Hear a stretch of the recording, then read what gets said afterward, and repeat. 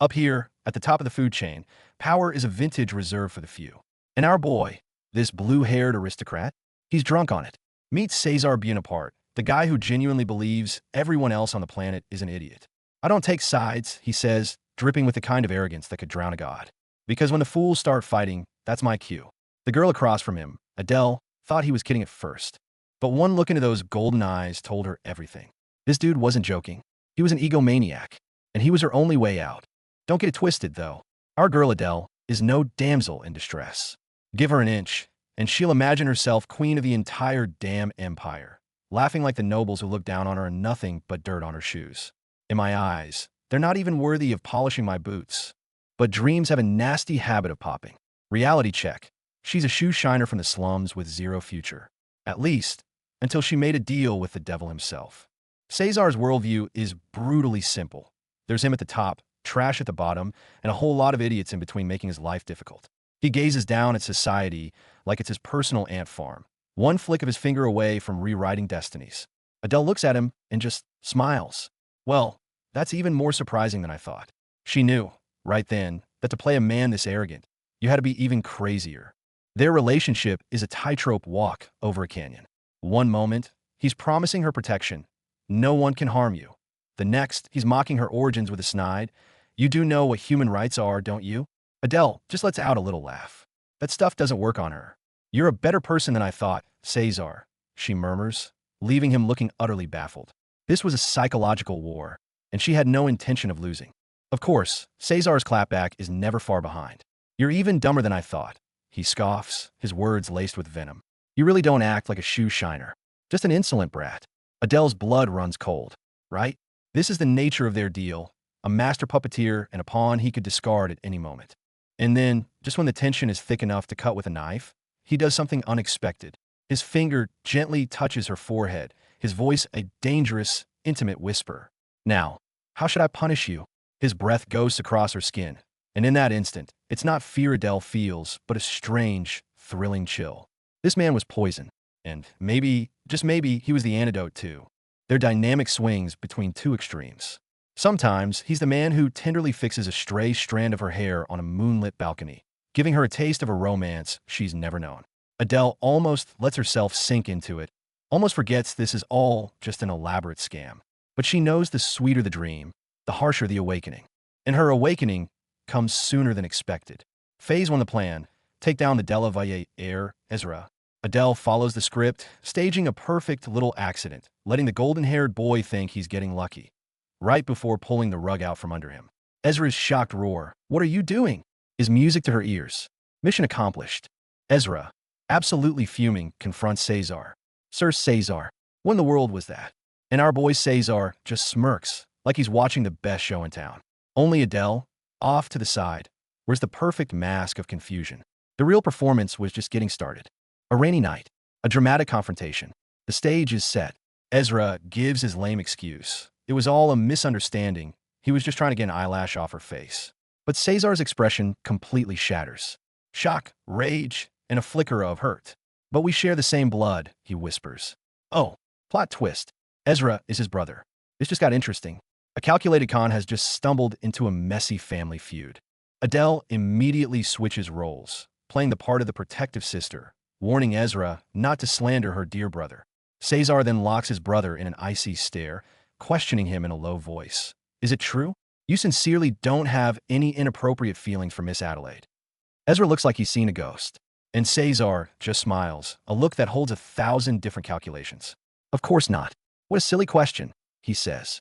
And the fish is on the hook, caught in a web of carefully crafted traps and emotional blackmail. The naive Ezra is completely done for. He gets down on one knee, presenting a family heirloom, and proposes to the noble lady he believes to be so pure. Marry me. In that moment, Adèle knows she's one step closer to her goal. But the taste of this victory, it's surprisingly bitter. The pact is sealed, the ring is on, and the grand performance of a proposal concludes flawlessly.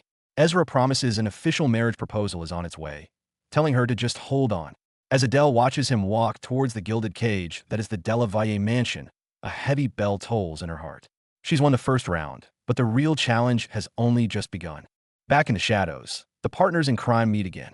Congratulations, big brother, Adèle says, her tone devoid of any real joy. You've already reached your objective. Cesar's expression remains as unreadable as ever. Yes, the target was hit, but they both know this was just the appetizer. A much bigger storm is brewing. Mission complete, but instead of a reward, Adèle gets house arrest. Cesar seems to be afraid of something, or perhaps protecting something. Her freedom is only granted when an invitation arrives from the Genable salon. I finally got an invitation, she says, staring at the gilded envelope with mixed feelings. Duchess Genable. Even Cesar can't refuse her. This isn't just a social call. This is a summons to the lion's den. The manor of Duchess Palmina Genable, one of the true centers of power in this nation. Here, socializing is warfare, rumors are weapons, and the chips on the gambling table could represent the rise and fall of the family. Adèle knows she's about to step onto a battlefield 100 times more brutal than the slums. Announcing Mademoiselle Adelaide Bonaparte, as the servant's voice echoes, Adèle makes her grand entrance. She's dressed to perfection, a flawless smile plastered on her face, but her mind is racing. The guests' eyes are like spotlights, a mix of awe, scrutiny, and hidden hostility. She hears someone whisper a prayer. May the goddess be with you. It sounds more like a warning. The host of the evening, Duchess Genable, a woman of indeterminate age, rests her chin on her hand with a saccharine smile. Well, since everyone is here, let's have some fun. Her voice is sweet and dangerous, and Adèle can immediately smell the conspiracy in the air. Tonight's fun is probably not going to be fun at all. Adèle sips her wine, calmly surveying the room. Good.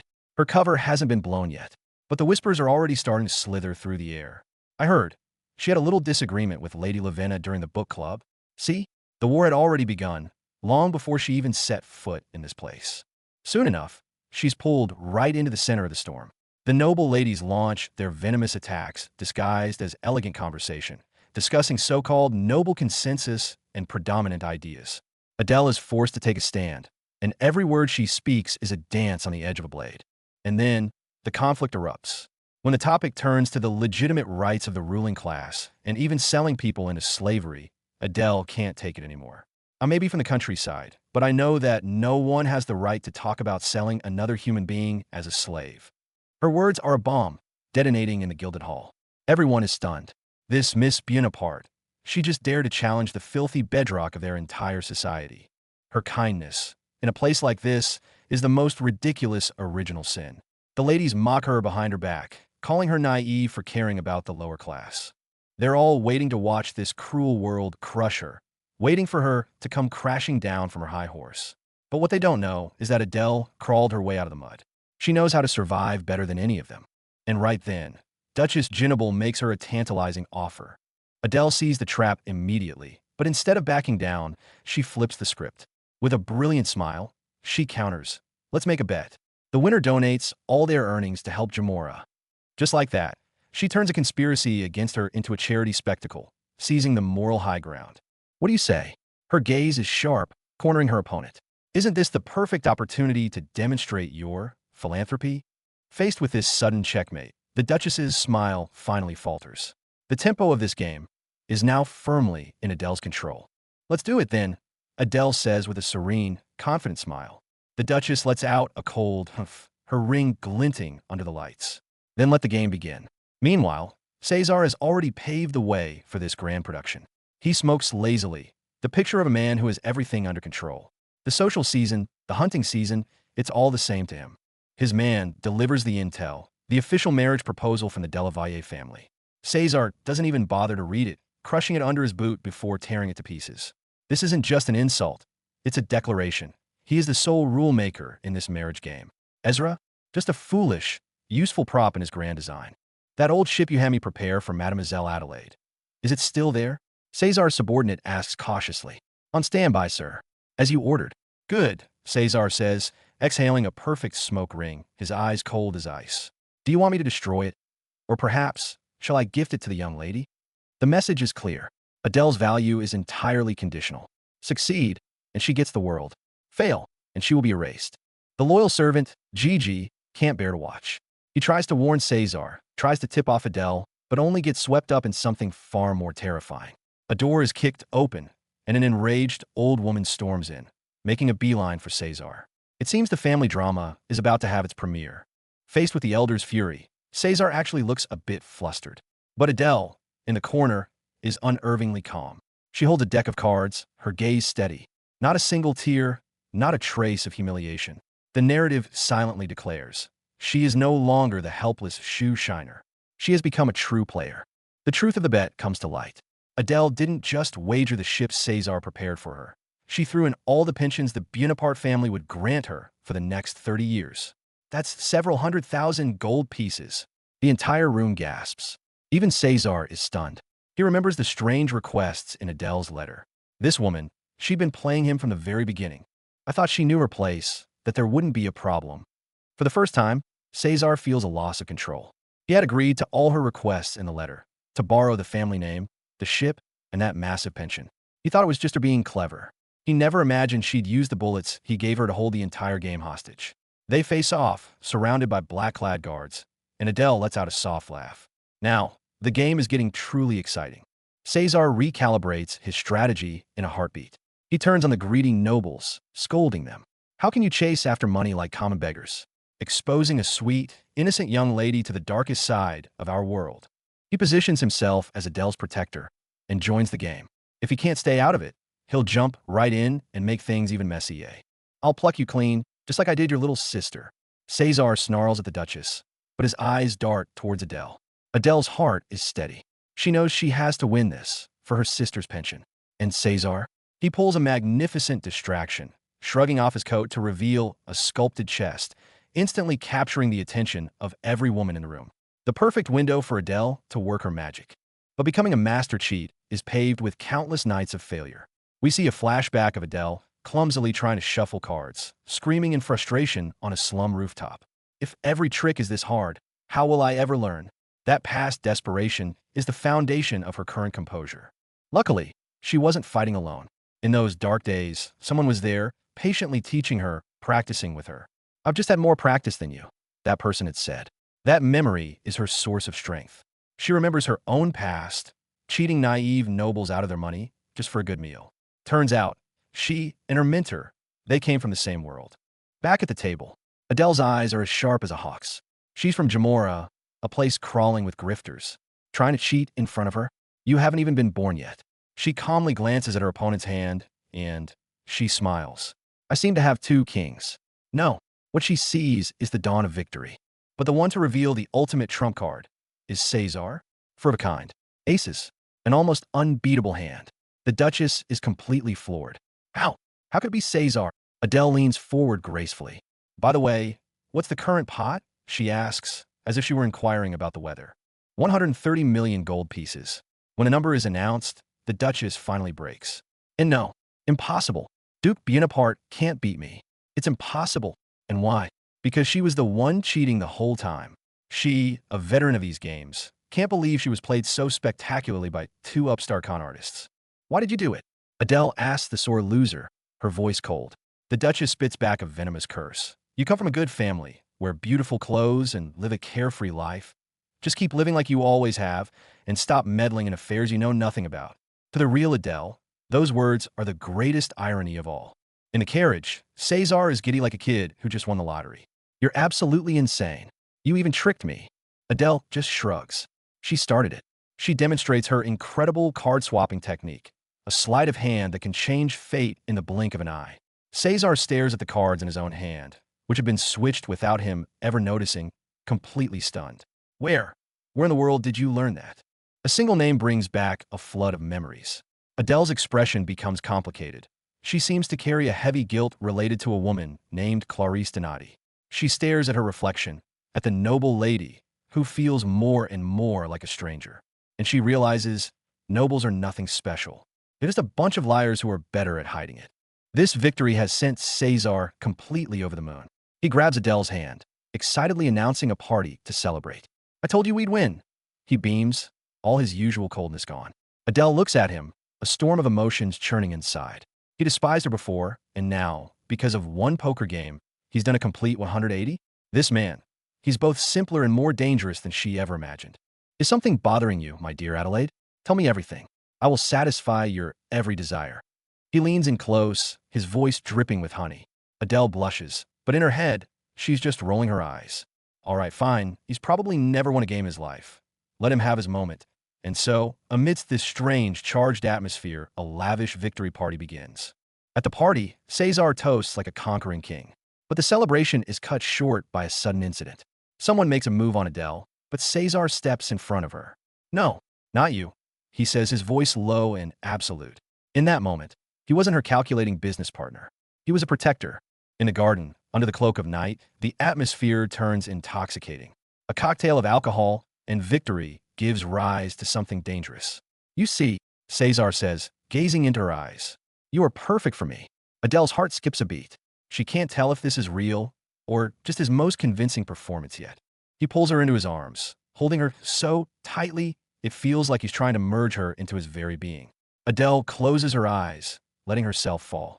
All of this, it's not a dream, is it? She clings to his arm, as if it's the only real thing in this world of lies. And then, the world turns upside down as they tumble onto the soft grass together. He's above her now, his gaze intense, filled with a predatory hunger she can't quite decipher. He cradles her face, the moonlight swimming in his eyes. The romance of the moment vanishes, replaced by a raw, uncertain tension. Has he truly fallen for her? Or is this just a final move in his elaborate con? 1 second, the predatory look in his eyes had her heart racing. The next splash. The sound of a huge splash shatters the intimate silence. And just like that, the romantic bubble gets brutally popped by the icy water. Submerged in the bone-chilling water, Adele's consciousness begins to fade. But as she sinks, a cold, alien voice explodes in the depths of her mind. Just one command, absolute and terrifying: kill him. Snap! Cesar's hand pats her head, pulling her back from that terrifying inner voice. She's still shaken, fear lingering in her eyes. Do I disgust you that much? He asks coldly. Adele is startled. That voice, it was stronger than ever. But if I tell him I'm hearing things, he'll think I'm completely insane. Cesar lets out a short, mocking laugh. If it had been Ezra, you probably wouldn't have pushed him away, would you? Adele's gaze sharpens instantly. Oh, he really thinks I wouldn't have rejected him. This guy, is he testing her limits? Or is he actually jealous? The atmosphere drops to freezing. He covers her mouth, silencing any further protest. The desire in his eyes from moments ago is gone, replaced by cold control. The answer to that question has already been decided, he whispers, stating it like an unchangeable fact. Tears well up in Adele's eyes, but she can only force out one word. Indeed. A single, dismissive ha. It cuts like a knife. He turns and walks away without a second glance, leaving nothing but an arrogant silhouette. Rain begins to fall, drop by drop, like Adele's silent tears. That brief moment of warmth, it was just an illusion after all. Meanwhile, back in his room, Cesar isn't doing any better. He throws himself onto the sofa, agitated, his head pounding. His body trembles uncontrollably. The great heir, the man who pulls all the strings, now looks like a lost and cornered animal. The scenes from last night play on a loop in his mind. The moonlight, the grass, her panicked yet mesmerized eyes, their lips just moments from touching. Every detail is branded into his memory. Cesar soaks in the tub, trying to shock his system back to clarity with the cold water. What the hell is wrong with me? He asks himself. Not only did I just barge into a stranger's home unannounced, but I did it because I was worried about a shoe-shine girl. And last night, he remembers the moment he almost lost control, that intense possessiveness, so unfamiliar even to himself. This has gone far, far beyond the scope of the plan. He rises abruptly from the tub, splashing water everywhere. Given the circumstances, I have no choice but to admit it. I desire her. His gaze hardens with resolve. This is a problem that I must solve. The game has gotten out of hand. The hunter has realized. He's become the prey. A short while later, Adele is summoned to Cesar's study. Big brother, you wanted to see me? She asks, pushing the door open cautiously, her tone respectful. Cesar sits behind his desk, his expression unreadable, but his eyes, they seem deeper, more intense than before. Ezra has sent a formal marriage proposal, Cesar announces calmly, as if last night's chaos never happened. Things are moving faster than expected. Adele, back in her role as a professional actress, replies with a smile, "Good job." It seems they're back to being business partners, perfectly in sync. But that's not the main reason I called you here. Cesar's tone shifts. He points to a blueprint on the table. It's the design for a house. Before Adele can process it, he hits her with a question, his voice a seductive whisper that makes her mind go completely blank. Would you be willing to sleep with me?